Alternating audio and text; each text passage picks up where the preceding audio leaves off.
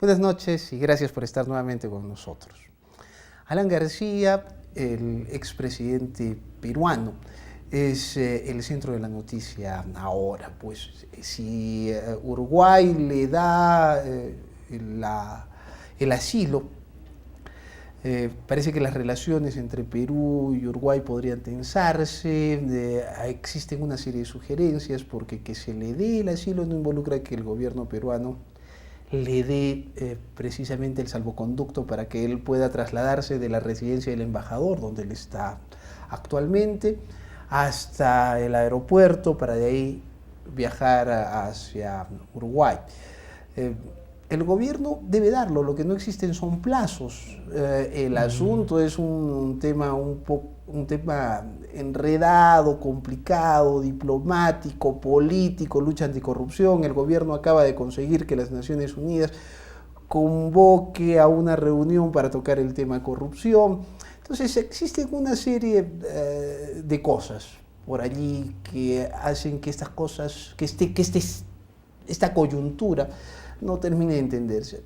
Podemos analizarlo desde un punto legal y podemos analizarlo también desde un punto de vista histórico y he invitado a César Velan. Él es abogado, pero además tiene una maestría en historia, para que conversemos un poco, para tratar de ver cómo está el panorama, algunos antecedentes, para de alguna manera hacer que este asunto se vea más allá de la noticia, comprenderlo un poco mejor. Y en la segunda parte del programa voy a estar con el exalcalde de Arequipa, Simón Balbuena, hablando sobre la segunda vuelta electoral entre Javier Ismodes y Elmer Cáceres Llica. Han estado en los 2 últimos días en debates electorales. Yo vi una buena parte del debate que hubo hoy organizado por los colegios profesionales. Realmente creo que los formatos están acabados, no se puede ver nada nuevo, uno no puede decidirse, la gente trata de que no se insulten, finalmente que no interactúen. Eso no termina siendo un debate productivo, además lo ve muy poca gente, la mayoría a través de las redes sociales, pero se da en hora de trabajo y en día laborable, así es que no sé si eso funciona. Lo voy a analizar, como dije, con Simón Balbuena. Soy Enrique Zavala, le recomiendo que ponga su teléfono en modo avión, porque empezamos ya las entrevistas. César, bienvenido. Muchas gracias, Kiki, por la entrevista. Bueno, César, el tema de Alan García hay que analizarlo desde varios puntos de vista. Alan García hizo un pésimo gobierno después de haber sido elegido por una abrumadora mayoría cuando tenía 35 años de edad. De lo que parecía que los peruanos estaban seguros era que cuando él acabó su gobierno en 1990, él no debería volver a gobernar el país. Sin embargo, unos años después, regresó, postuló casi, le gana a Toledo, después sí gana las elecciones ganándole a Ollanta Humala y vuelve a ser presidente. La primera pregunta es, ¿por qué nosotros reelegimos a Alan García? ¿Tú tienes una idea? Me imagino que alguna vez te lo has preguntado, claro, y has tratado de buscar los antecedentes históricos. ¿Por qué los peruanos, teniendo malos presidentes, los reelegimos? Mira, justo ese es algo fascinante realmente, esa pregunta que me haces. Yo cuando hablo con mis estudiantes sobre el tema histórico y vemos Grecia, tú sabes que hablar de Grecia, de Roma y del mundo cristiano es muy complicado para alguien que no tiene nexos con el mundo cotidiano con el que estamos viviendo. Sin embargo, hay un caso que lo dice la historia griega y yo siempre lo equiparo a García, que es el de Alcíbiades en Atenas. Yo le digo el Alcíbiades peruano ahí con mis alumnos, porque Alcíbiades, que era un genio de la retórica, como García, y que tenía un gran porte físico, ¿no es cierto?, como García, ¿no? Asusó al pueblo ateniense una democracia que es una de las más grandiosas del mundo, pero ya al último momento ya comenzó en crisis y se volvió una demagogia, una oclocracia, es decir, un gobierno de intereses, o sea, o de tumulto más que de pensamiento, y convenció a que estando en una posición desventajosa Atenas, le reiniciara la guerra de Esparta, hiciera una campaña media loca, con mucha plata de por medio, que perdió él, ¿y qué hizo él? ¿Qué hizo Alcíbiades? Se pasó al lado de los espartanos. O sea, los traicionó, y es una cosa pues atroz, ¿no? Y Atenas pierde la primera parte de la guerra del Peloponeso por eso, y después Alcíbiades se pasa en el exilio un tiempo y regresa después a Atenas. Regresa, los convence con su labia, porque eso es el problema, las limitaciones de la democracia desde esa época, ¿no? Y lo vuelven a tomar como líder Alcíbiades, y vuelven a iniciar la tercera y última fase de la guerra del Peloponeso, que será la destrucción de la hegemonía y poder ateniense. Prácticamente casi Atenas fue destruida, por suerte se salvó. Entonces, realmente la historia se repite, y es el problema pues del alcance de la democracia, ¿no? O sea, normalmente las decisiones no se toman como se plantea la democracia en términos teóricos, ¿no? Racionalmente, todos los seres humanos a partir de los 18 años son gente racional que puede tomar las mejores decisiones. De hecho, nosotros a veces no tomamos las mejores decisiones, y esto pasa pues con la población, ¿no? Ahora, dime, el fenómeno García termina en los 90 y él regresa en el 2006, ¿no es cierto? Uh-huh. Han pasado 16 años no es una generación, ¿no es cierto? O sea, todavía había mucha gente que recordaba lo que habíamos sufrido los peruanos con García. Y ya no es la democracia ateniense, que es de unos cuantos miles, sino estábamos hablando de millones. No era una ciudad-estado, sino éramos todo un país. ¿Por qué o quiénes votaron por García? O el contendor en ese momento era Ollanta Humala, nos daba mucho miedo, y por eso preferimos lo malo conocido a lo malo por conocer. A lo malo por conocer. Tenemos que reformar el dicho. Claro. En realidad, tú tienes toda la razón. Y ha habido una pauta en el Perú, que es, el Perú vota, bueno, como es normal, vota a lo conservador. No, digamos, a ideas conservadoras, sino a malo conocido que bueno por conocer. Exactamente, tal cual, ¿no es cierto? No le gusta propuestas innovadoras, etcétera. Es raro que entre, o sea, normalmente la gente dice, no, el Perú va a entrar un revolucionario, alguien que cambie. No, el peruano vota conservadoramente, y eso lo vemos así, ¿no? Claro, Fujimori sale porque no querían hacía propuestas conservadoras. Falsas, dicho sea de paso, ¿no? Falsas, pero el que tenía las ideas innovadoras, revolucionarias hasta cierto punto, era Vargas Llosa. Y en el siguiente estaba, por ejemplo, cuando se ha presentado Ollanta Humala y Alan García se presenta. ¿Cómo se vendió Alan García? Como un hombre de experiencia, de antichavismo, anti-experiencias revolucionarias, anti-experiencias de aventureros. Y ganó Alan, ¿no? Y anteriormente Toledo, ¿no es cierto?, se presentaba como una figura más sólida, etcétera, etcétera, y ganó él. Y finalmente, cuando gana Ollanta, ¿no es cierto?, Ollanta, ¿cómo se vendió a la población?, ¿no es cierto? Se vendió ya no revolucionariamente, o sea, la transformación polo de Ollanta. Blanco. Ya no polo rojo, sino polo blanco. Exactamente, y su lenguaje, etcétera, cambió mucho. Entonces, el peruano no vota por sorpresas, ¿no? Entonces, ese es un factor. Segundo factor, de hecho pesa también la presencia de la juventud. En este tiempo, en el tiempo justamente de ascenso de Alan, estábamos en el pico, si no me equivoco, en el pico del boom demográfico, ¿no es cierto? Había bueno, hasta ahora la población está más o menos entre los 20, 21 años, el grueso de la población, y en ese tiempo estaba entre los 18 justo, ¿no? ¿Cuál era la estrategia aprista, no? La estrategia aprista era dirigirse a los que no lo habían conocido. Exactamente. ¿Te acuerdas del famoso reggaetón aprista, la estrella, el teteo, la estrella, esa estrella de los jóvenes y cosas, ¿no? Fue muy, muy conveniente en términos políticos, ¿no? Y bueno, y también el APRA tiene algo de lo que cautiva al a un partido socialista viejo, como puede ser el PRI o puede ser el peronismo en Argentina, ¿no es cierto?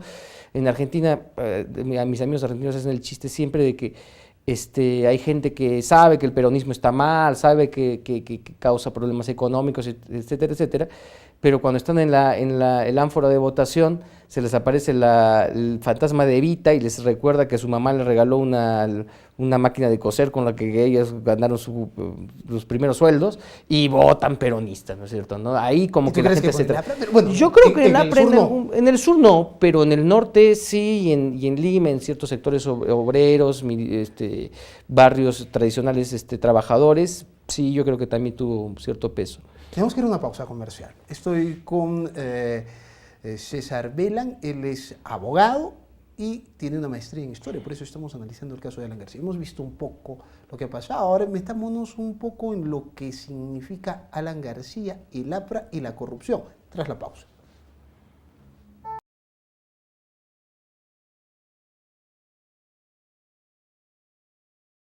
Estamos de regreso en el programa, estoy con César Velan, él es abogado y tiene una maestría en historia, de hecho enseña historia del derecho en la Universidad de San Pablo. Estamos hablando de Alan García. Bueno, ya hemos visto o hemos tratado de analizar qué es lo que nos hizo reelegir a Alan García cuando todo el mundo pensaba en el año 90 que él nunca más debería volver a ser presidente de la República. Sin embargo, lo que sí existe sobre él y siempre ha pesado es el asunto de la sospecha. No sé si en una última encuesta, yo no he leído ninguna encuesta al respecto, pero hace un año más o menos, tal vez un poco más, salía una encuesta sobre percepción de corrupción y en ese momento no se hablaba de Keiko, bueno, se sabía lo de Fujimori, se conocía lo de Toledo, pero el que aparecía como con la percepción de corrupción más alta era Alan García, ¿no es cierto? ¿Cuál es la vinculación que hay entre corrupción, Alan García y el APRA? Bueno, la historia de corrupción y Alan García es vieja, ¿no? Es del primer gobierno, con el asunto de los Mirage, etcétera, etcétera, ¿no? Asuntos de corrupción y asuntos de peores incluso que la corrupción, que es de atentado contra los derechos humanos, diríamos, ¿no? Matanza, ¿no? La matanza de los penales, ¿no? Y la sensación de corrupción se asienta, ¿por qué? Porque Alan García viene aquí logra zafar de la justicia por una leguleyada que es la prescripción, ¿no? Entonces, cualquier persona con dos dedos de frente sabe que alguien que se ha salvado de este tema, ¿no es cierto?, que tenía muchos indicios, etcétera, por digamos, un beneficio que da la ley, ¿no es cierto?, ¿no?, que es discutible incluso, ¿no?, porque los plazos, la prescripción como tal no es discutible, pero los plazos de prescripción, la forma, sí es discutible. Pero en fin, entonces desde ahí ya hay percepción de corrupción, ¿no? Para que la gente lo entienda, el tema de la prescripción es que no puede haber una persecución de la justicia eterna, ¿no es cierto? Entonces existen plazos en los que una persona puede ser perseguida por la justicia, tomado, juzgado y enviado a una cárcel. En el caso de Alan García no se declaró ni él demostró en un juicio su inocencia, sino que en el momento cuando se le iba a llegar a juicio, ellos dijeron, un momento, esto ya prescrito. Ya prescribió, ¿no es cierto? Ya no se puede juzgar. Y eso es una cosa muy delicada, muy delicada. De hecho, algo parecido está pasando, sin salirme un poco del tema, con Keiko, ¿no?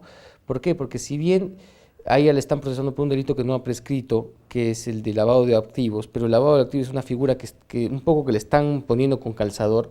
Hay un delito que sí es clarísimo, que sí cometió a todas luces, que es el de falsedad genérica, ¿no? O sea, él mintió al país deliberadamente al decir, yo he recibido este dinero por X, ¿no es cierto? Y ella lo ha presentado como Y, ¿no? Ella recibió como Odebrecht y ella lo pitufió, esta famosa cuestión, diciendo que varios me lo dieron, y falseando a niveles grandes.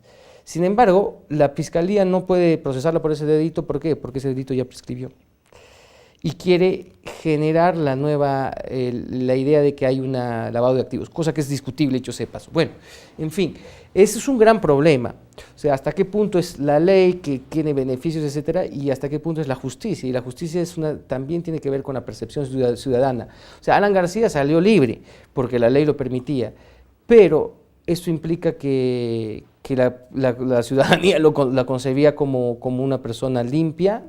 No necesariamente. Y eso es lo que se está reflejando ahora en la opinión pública. Yo creo, o sea, totalmente. Y con Keiko también, dicho sea de paso. La mayor parte de peruanos está en contra de que Uruguay le dé un asilo político. Es que la mayor parte de peruanos ve bueno, ya lo ha captado claramente, que este es un asunto que afecta a todos, ¿no es cierto? Y que todos los partidos políticos están involucrados, cosa que es cierto, los indicios lo muestran así, Alan García más que otros incluso, y ya están cansados y quieren acabar con el tema de la corrupción, ¿no?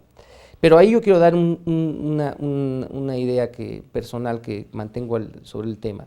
Sí, es cierto, totalmente cierto, pero la Fiscalía yo creo que se equivocó en un punto. La Fiscalía, y yo creo que no voy a usar la palabra persecución política, pero sí hay cierto direccionamiento. Hay muchos procesados por corrupción en este momento y mucha gente que está en la mira. Voy a decir algunos nombres, ¿no? Susana Villarán, Luis Castañeda Alosio, Pedro Pablo Kuczynski, la gente que está cerca de Kuczynski, bueno, Toledo, Ollanta, etcétera, etcétera, Julio Guzmán, etcétera, etcétera. Entonces, tenemos, salvo el FREPAP y Acción Popular, creo, no están fuera de este asunto, pero prácticamente todos los partidos políticos, ¿no es cierto?, están en la olla. ¿Por qué? Porque digamos, el procedimiento de Odebrecht era dar dinero, ¿no? Ahora bien, dentro de todos esos partidos había un grupo que había recibido dinero, no solo por campaña, ¿no es cierto?, o sea, antes de ser gobierno, sino había recibido dinero siendo gobierno, como el caso de Susana Villarán, con el caso de Castañeda Alosio, con el caso de Alan, con el caso de Toledo, con el caso de Humala, ¿no es cierto? Y hay pruebas, bueno, si no podemos decir prueba, pero por lo menos hay indicios fuertes de decir que se les ha dado obras, correcto. La que había recibido, y es una cosa inmoral que yo la repruebo, etcétera, etcétera, había recibido, pero no había sido gobierno nunca, y por lo tanto tenía menos posibilidad, y por eso ella está envalentonada, que la justicia no le iba a perseguir a Keiko, ¿no? Keiko decía, yo nunca he sido gobierno, claro, entonces yo no puedo ser ni corrupción de funcionarios, etc. Bueno, entonces la Fiscalía quiso cogerla por algún lado. Y me parece bien hasta cierto punto, ¿por qué? Porque tú cometes una acción reprobable, ¿no es cierto?, que tiene que ver con un ambiente de corrupción, que la población lo percibe así, y vamos a buscarle algo para que entres al para que se castigue. Para que se castigue esto. Bueno, está muy bien. Pero el problema es que al forzar la figura del lavado de activos, han estado en la tanto Domingo Pérez como Carguancho, ha pasado la línea de ciertas cuestiones que sí son ilegales, podríamos decir. Se han salido un poco del marco. Y gente que estaba hasta el cuello con un proceso y que no había necesidad de hacer esas cuestiones al límite, sino simplemente hacer el proceso regular, como Alan García, ha aprovechado y ha dicho, mira, a Keiko le están saliéndose del límite, están haciendo cosas ilegales que al parecer sí, podemos conversar de eso, que sí hay cosas ilegales en este proceso, o por lo menos muy cuestionables también. A mí me van a hacer lo mismo. Entonces, por favor, Uruguay, sálvame. A él no tenían ni que hacerle eso porque había más información al respecto. Y no tenían ni que procesarlo en ese sentido. Entonces, ahí la Fiscalía, por dirigir, y ahí yo creo que también con cierta presión del gobierno, dirigir sus baterías de manera pues fuerte y concisa con Keiko, ¿no es cierto?, ha dejado correr a los otros implicados que pueden excusarse de alguna u otra manera con este problema. Lo que yo percibo es que en el caso Odebrecht y las coimas de Odebrecht, el pez gordo no es Keiko porque ella no fue gobierno, entonces no les pudo retribuir la coima, digamos, ¿no es cierto? Exactamente. El asunto. No les pudo retribuir el favor de la donación de la campaña, ¿no es cierto? Ella recibe 1 millón, pero ella no le puede retribuir eso en obras. Claro. el pez gordo de todo esto es Alan. Con el Metro de Lima, con la Interoceánica, con un montón de cosas. Mira, nosotros hemos visto en la televisión a Marcelo Odebrecht de la mano un poco con Alan, ¿no es cierto? ¿No? O sea, Alan Lula, Toledo. todos los capos de la corrupción, Lula ahora en cárcel, Marcelo Odebrecht, etcétera, de la manito todos, ¿no es cierto? ¿No? Entonces, Alan era uno de los que estaba más metidos en el asunto. Y ahora, utilizando el hecho de que es válido, ¿no? Tú le presentas a Uruguay, mira cómo está actuando la justicia peruana, está pasándose sus funciones, está haciendo persecución, yo también soy oposición, cuídame. Le salió linda la jugada. ¿Por qué? Porque Uruguay muy posiblemente puede decir, sí, pues, analiza y sale. Pero en el caso de Alan no tenían que jugar al límite. Yo creo que por el hecho de direccionar políticamente el juicio llegando a ciertos límites, eso ha pasado factura de tal manera que el pez gordo se fue. Sí, ¿no es realmente. Sí. Yo no estoy diciendo que Keiko es una santa, que tiene que estar... Pero estamos hablando del caso Odebrecht. Exactamente. O sea, de repente ella tiene que pagar culpas otras. Pero el pez gordo de Odebrecht, según tu concepto, tu percepción, está más con García, con Toledo, que sí fueron gobierno, con Ollanta, que sí fueron gobierno. Con Susana Villarán, que tiene unos entripados así impresionantes. Han sindicado constantemente la entrega de dinero, mucho más dinero que mucha gente, para el asunto de la revocatoria y concesiones dadas. ¿Quién? Susana Villarán, ¿dónde está? La gente se ha olvidado de su existencia. Tenemos que ir a una pausa. Sigo tras la pausa con César Vela, abogado, y además tiene una maestría en historia y enseña historia del derecho. Cuando regresemos, pretendo hablar sobre la figura del asilo. ¿Qué es lo que puede pasar? Porque ahora hay hasta una suerte de amenazas diplomáticas, tensiones, cosas, damos salvoconducto, no, lo vemos tras la pausa.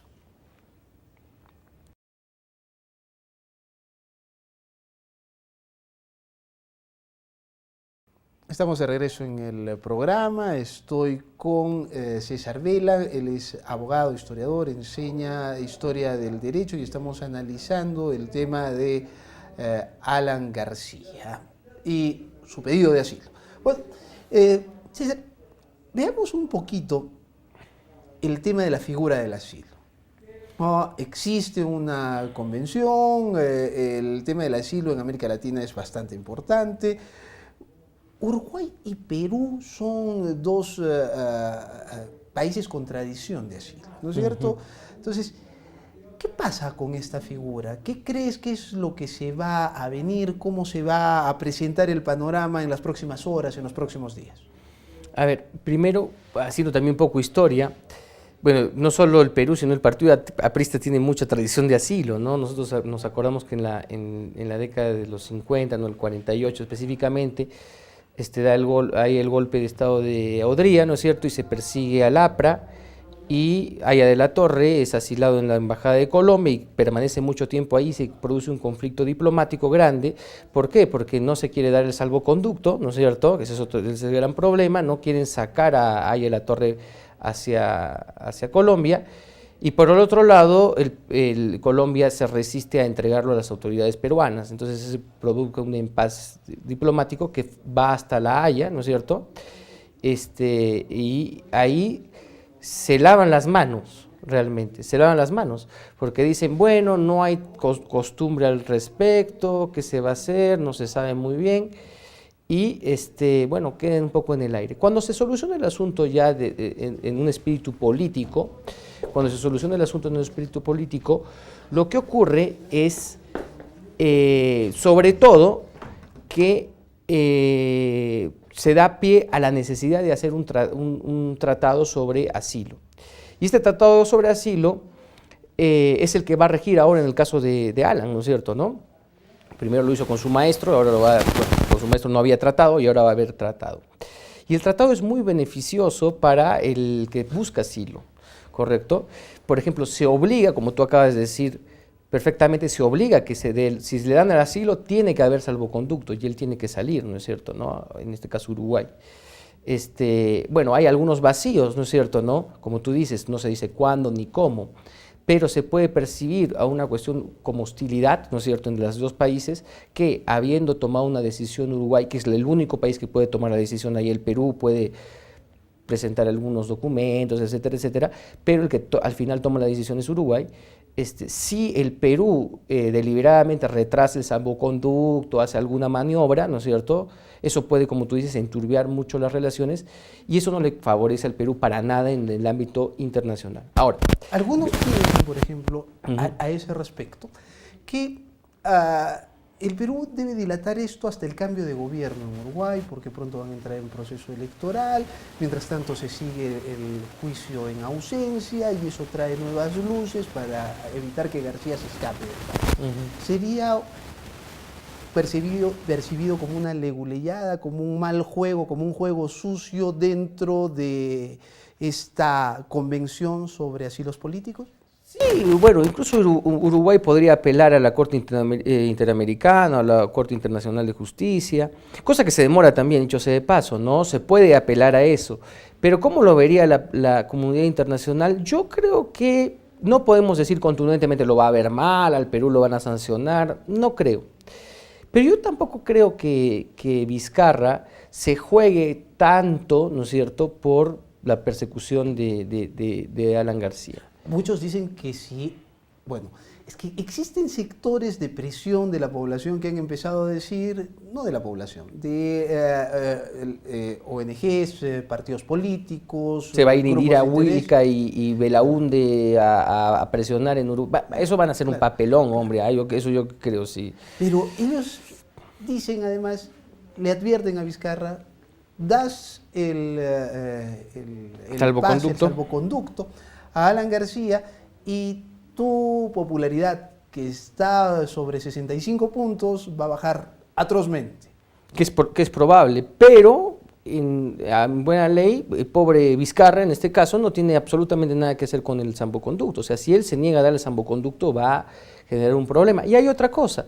García se puede quedar muy bien, como se quedó a la Torre por años, ¿no es cierto?, en la Embajada de Colombia. García se puede quedar muy bien en la residencia del embajador de Uruguay, recibiendo visitas, etcétera. Incluso es perjudicial, ¿no es cierto?, más perjudicial la presencia de García en el Perú para algunos detractores políticos que salga a Uruguay, donde se puede ser incomunicado de mayor manera, etcétera, etcétera. Bueno, en fin, yo creo que sí le van a dar el asilo a Alan García, por una sola razón. Primero porque en las cuestiones de asilos políticos siempre se le da cierto beneficio al asilado, ¿no es cierto? El asilado siempre tiene como que la razón, salvo que entres por crímenes comunes, ¿no es cierto? En este caso es un crimen común, es de corrupción, etcétera, etcétera, hay indicios, pero lamentablemente, como dije anteriormente, están habiendo irregularidades. Estábamos comentando que es totalmente inaudito, o sea, eso no se entiende, que el fiscal haga un allanamiento a la casa, al estudio de abogados de la defensa del imputado. O sea, eso no tiene ni pies ni cabeza. Es decir, bueno, hay una organización criminal y también el abogado es parte de la organización criminal, entonces no podría ser abogado. O sea, ¿qué estamos hablando, no? Es una cuestión bien extraña, es temerario. Yo creo que el fiscal Pérez es temerario y ser temerario es peligroso. Yo no cuestiono que hay que ser valiente en los procesos y de hecho al comienzo quizás parecía valiente, pero ahora está actuando con temeridad. Yo personalmente señalo eso. Y esto le va a dar pie, esto y algunos otros procedimientos que han sido extraños, por ejemplo el hecho de que Caruancho ha dividido el proceso y ha dado prisión preventiva a uno, después a otro, si es un mismo proceso, son los mismos involucrados, unos mismos hechos, ¿por qué va a dividir a eso? ¿Por qué tanto apuro para meter en la cárcel a Keiko? Todo el mundo dice que es porque estaba pendiendo sobre la cabeza de Caruancho una medida de que lo querían pedir que la salida del juez, o sea, que el juez no conozca el caso, ¿correcto? Entonces, ya hay actos que se muestran irregulares, ¿no es cierto?, ¿no? Y yo creo que Uruguay, que además no le perjudica en nada, ¿no es cierto?, asilar a Alan García. Uruguay no tiene una gran balanza comercial favorable con el Perú, no tiene fronteras con el Perú. Uruguay le da es como más o menos Assange y Ecuador, ¿no es cierto? ¿No? Assange, Ecuador asiló a Assange, siendo que todos los poderes internacionales están en contra de él. Ecuador está ahora muy bien, tranquilo, ¿no es cierto? A Uruguay, con mayor razón, al Perú no le va a afectar que lo asile. Y hay ciertos indicios razonables. Y la comunidad internacional tampoco no se va a extrañar mucho, ¿no? ¿El APRA preparó esto? Sí, eso lo han dicho incluso ellos, es ¿no? Evidente, ¿no es cierto? Incluso lo que dijo Luz Salgado, que le dijo a Keiko, asílate antes de que pase algo, ¿no? Pero Keiko creía que no iban a llegar a los límites que se llegaron para hacer... Precisamente porque no fue gobierno, ¿no es cierto? Exactamente. Ahora, ha habido ahí un error, o sea, ¿qué hubiera sido lo más plausible? O sea, yo no estoy diciendo que hay que impunidad, aceptar que ciertas leyes y vacíos legales hagan que la gente salga campante, en el caso de Keiko, etcétera. Pero hay que actuar con astucia. Entonces, sería interesante procesar, si realmente se quiere hacer justicia, a Susana Villarán primero, que es la que está ahí como para meter la cabeza y meter gol, ¿no es cierto? Y a otros actores políticos como Alan García, etcétera, y al final a Keiko. Pero como el objetivo era más político, ¿no es cierto?, debilitar a Keiko más que hacer justicia, se le prendieron a Keiko y eso ha generado un problema de referente judicial que al final ha terminado beneficiando a García. Porque si en la famosa carta de García dicen, todo es a Keiko le hicieron tal cosa, yo tengo miedo de que me hagan tal otra. Cuando su caso es totalmente diferente, ¿no? Ahora, lo que tú dices, ¿por qué a Susana Villarán no se le toca? ¿Por qué no se habla de ella? Porque es el aliado del gobierno, ¿no? O sea, ¿tú crees? O sea, eso podría ser la prueba que García busca para que le den el asilo. ¿Sí? Y también, específicamente. No, por ejemplo... Lo peor de todo es que sí va a haber impunidad, aparentemente.